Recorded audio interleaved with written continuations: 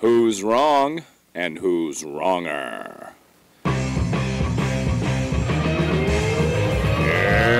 this corner, followed by millions, James the Exploding Unicorn Breakwell. And in that corner, ignored by millions, Steve Dash Rinko Levers. Hey, everybody. All right. I am organized and here and delighted as can be to be sitting next to the esteemed and yet remarkably unphotogenic James Breakwell. James, how are you doing today? I am on time. How are you, Steve? I am here exactly when people pushed play, and that's all that they need to know. Oh, you have pushed play on the podcast where one of the hosts is on time and the other one may or may not be named James Breakwell. What? But this is the podcast where we argue about things that don't mean nothing to nobody except the small and beloved, appreciated handful of you who tune in every week. And James, I don't know which one of us was late. I don't need quibble about such splitting hairs like that. You know, oddly enough, the one who was late was also the one who lost for the second week in a row. I thought maybe you were just depressed and cowering. You couldn't bring yourself to get out of bed and face another certain defeat.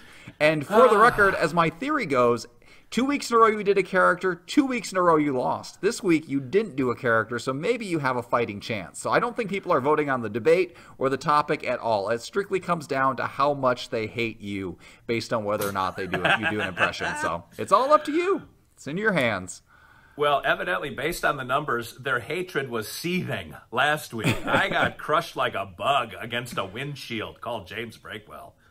That is a good analogy. Let's just stick with it. I often think about you as a bug that needs to be smashed. So we're finally seeing eye to eye. It only took 100,000 episodes to get there, but we're on the same page. You ever think about, I think we talked about this several months ago, but how many, we have hundreds of thousands of hours of our voices that have been downloaded and put out in the ethos over the years of doing this and the other pod together. But can you believe there's that much Breakwell and Olivas in the zeitgeist of Americana? Okay, first of all, there's not hundreds of thousands of hours out there. Like maybe if you took if you had an hour-long episode and played it 1,000 times, if you're counting it that way. But I mean, each episode's like 15 to 20 minutes, and there's only 100 episodes. Like, I don't know how your math works, but there's not that much. But there is entirely too much of us out there. Even an hour of us recorded talking is too much, considering we have no actual content. It's just you and I arguing back and forth about nothing, and somehow, some way, some people listen. First of all, mathematician, there are over 100,000 hours if you accumulate between this one and the show that actually gets people to listen to it, 10 Minutes to Save Your Marriage. 100,000? 100,000. There are over... This was... Wait, say that. I cut you off. What? You said 100,000 hours. You know how many hours that is? Yes. No, they're... Okay, if each episode was an hour and we had 1,000 episodes, that'd be 1,000 hours. No. Yes, you are correct. So there's no way where there's 100,000 episodes out there. We don't have 100,000 one-hour episodes. No, but if a 1-hour episode is downloaded by 100,000 people, that's still 100,000 hours of our voice out there. That's totally different. That's not total hours of content. That's maybe I don't know what that stat's even called. I didn't say hours of content. You are just making up things as we go. Anytime you and math get involved, bad things happen.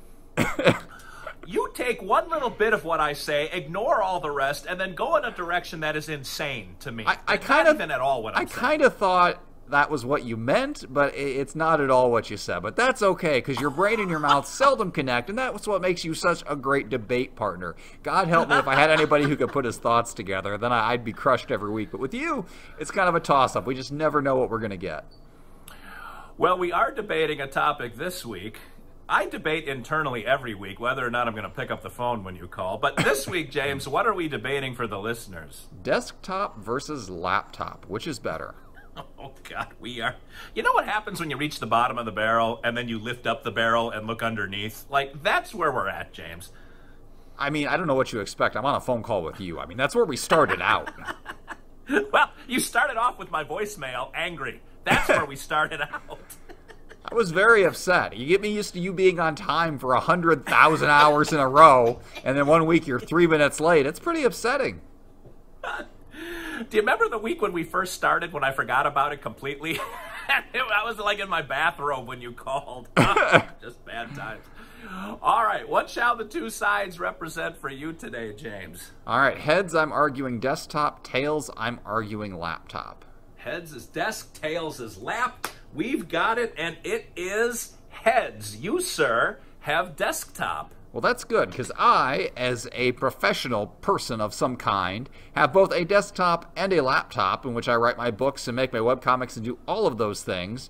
And the laptop is really just a vehicle of escape. If I have to abandon my main post because there's too many kids and pigs and too much ambient noise, then I get out of there. But when I need to do my real work, when I need to record a horrible podcast with you, or when I need to make my webcomics efficiently, or when I need to write an entire book, I go over to the desktop. I've got two giant monitors there. I've got a big old tower with lots of power in it, and it just works. I've got a mouse. I don't have to use one of those little tiny trackpads. I've got a solid surface desk. Everything is quicker and more efficient. I can work twice as fast on that desktop as I can on a laptop. It's got twice as much power because you don't have to worry about compressing everything down and worrying about the weight. It can be as big and as bulky as you want, and that means it's cheap too. You get all this power for not that much money because it doesn't have to be small and sleek. It can be big and take up room because it deserves its space. It is where it is, and it is respected by everyone in the family. So that is my workstation. That's where I go, and I'm sure you have a desktop too, and you get the most work done possible when you're at it. So I don't even know what you're going to argue this week. Well, first of all, your entire premise is based upon a shaky given, which is that I have a desktop, which I do not, because, James, I'm a man on the go. You understand? I am I'm a Renaissance guy. I'm in airplanes, airport. I'm on the beach. You can't take a desktop onto the beach. I'm going to make a Breakwell-esque argument here. James, what do you have against going to the beach? There, how do you like that? You take it with you. It's portable. And laptops nowadays, man, they do everything that a desktop can do, but at half, probably not even half, a tenth of the weight. Those, like the Air MacBooks now, like they're powerful. The battery lasts forever. You can run several programs at once. You can be listening to music, surfing the web, writing. You got your headphones. You're watching a movie in the bottom corner. Like laptops are the perfect solution to how does a busy guy like me, how do we get everything done when we're on the go? And I know how people out there are busy, not like you, James. They don't sit home and stare at the sun every day like you do, praying for a quick and painless death. No, we got stuff to do. And James, you talk about when escape, like laptops are the tool of escape. What would anyone who hangs out with you want more than to escape, James? That's what the laptop does. The desktop is like a Sherman tank, and the laptop is like a drone. Like it just goes up, down, side. It goes everywhere. You zip around quick. James, I know that you're kind of a cumbersome human being in general, but you got to catch up, with the times, man. Sherman tanks won us World War II. It was reliable, it was mass-produced, and it got us there, man. It might have got knocked out at a ratio of 6-1 for German tanks, but we had 15 times more tanks, so it was a good time all around. Because I love World War II. You stepped into my wheelhouse, but more importantly, I have a greater topic to bring up. And I would like to compliment you on being so self-centered that you forgot to compliment me. I remembered, but I let it go. I was like, he's just ranting and raving over there. Let's see if he can reach out to the goodness of his heart. And he can't. So I guess the compliment there is you have healthy self-esteem. For good for you, because you don't have any compliments to give out to anybody else. I'm going to compliment you on loving things that have 1943 technology attached to them. That if the laptop... It was a good year. That's probably the year like your great-grandparents were born, 1943. But yeah, so Sherman tank, you were saying something about the big war, what?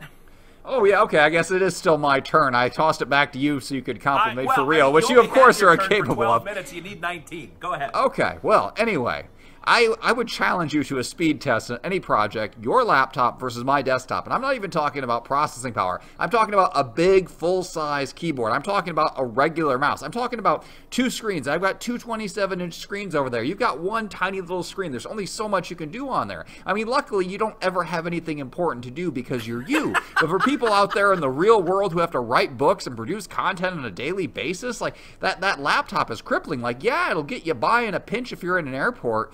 But, I mean, let's be honest, the real work gets done at home in the home office. That's why home offices exist. So you can sit there. And I don't need to be at the beach because the beach is a distraction. Anybody who's trying to work at the beach is not really working. I mean, there's horrible glare on there. You're going to get sand or water on your keyboard. I mean, nobody is going to take a worthwhile laptop out there to the beach. Okay, that's just you playing around. You're the guy out there who wants everybody to see him writing his screenplay. But if you're I'm surreptitiously, I'm taking pictures of myself topless with my webcam. You know what? I actually believe that. That is 100% plausible given your history. And that is another knock against laptops. So with my desktop, unless I have a dedicated camera, which I do, and I choose to plug it in, you can't see me. I mean, there's all sorts of reports out there about being hacked, about, people going in and using webcams to spy on people. But laptops always have a webcam built in right there at the top, whether you want it or not. And unless you remember to cover that with a piece of tape, I mean, there is always the potential there for your privacy to be violated or for you to violate other people's privacy by sending out those horrible pictures. Like, I would really have to work at it to send out a picture of my desktop. Nobody can see me, I can't see them, and that's the way I like it. Oh, that's the way everybody likes it, James. James, if your premise is that everybody has a desktop, have you posted that on your MySpace account recently? Because I don't know who else is going to pay attention to just a crazy assertion like that. Everyone's got laptops. People are moving toward using their phones for most things, but like you're talking laptop versus desktop. If you catch up to 2020, the new argument is phone versus laptop, because your phone can't quite do everything a laptop can do. A laptop does everything. And by the way, Mr. Rockefeller, why do you have to throw in there that you have 2 27-inch screens? Like, you write books for kids to survive zombie apocalypse. Why do you need 2 27-inch screens? It's because you're a gamer at heart, James Breakwell, and you like to be driving Mario's kart through all of the riffraff going on. That's why you need that second screen. It has nothing to do with work. Let's face it. Let's be honest here, James. Let's unpack and dialogue about this. You don't even know what you're talking about, and that's why this week Dr. Steve shall reign victorious. Do you know what system Mario Kart is on? All of them? It's on the Nintendo Switch and all Nintendo products, which are not computer games. You have to have a dedicated console, and you hook those up to a TV. I don't do any gaming on this PC. In fact, I deliberately buy cheaper PCs without graphics cards or without impressive ones because I don't need to do the upgraded gaming stuff. I just use this for word processing and for web browsing, for editing videos, for doing all that kind of stuff. Actually, that's the last reason I upgraded. So I have to do these stupid videos with you, and when I process 15-minute videos, like my other one, it would take like 12 hours to get it all compiled. Yeah, and with this one, it's like 20 minutes, half an hour. So I spent money for you. Your laptop can't compile this at all. Like, that's why I have to do all the work. I'm doing all the heavy lifting. You should be grateful that I have these 2 monitors and this decent computer so that you can go out there and take your horrific selfies on the beach and just not care about anybody while I'm over here slaving away to get this content out there to Judy P and the 2 other people who want to listen and watch. So the desktop is the real hero of this story, and the laptop is just the freeloader out there just having fun. Oh, wow. Well, I have trouble being on time these days, James, so I don't doubt anything that you're saying. What I do doubt, though, is that you have any chance this week, because I got no character running. Roll those dice and show people how they can vote for me. If you want to vote for James and whatever I was arguing, desktops, there we go. Go ahead and vote for 71. If you want to vote for Steve and laptops and, I don't know, probably Satanism, I don't know what's going on over there, vote for 39. And if you want to throw your vote away, vote for 97. All right. For all of you who are confused as to where the numbers can be found and what to do, you're obviously not watching this wrap-up right now. You're complaining on YouTube. But for the rest of you, if you want to vote for James and a failing memory and not even remembering what he argued 30 seconds ago, vote for 71. If you want to vote Steve and vote for somebody who, even though has James by several decades, yet still can remember his last name and that he doesn't have to put his name in his underpants, vote for 39. And if you want to throw your vote away and mess with people on YouTube, tell them all to vote 97.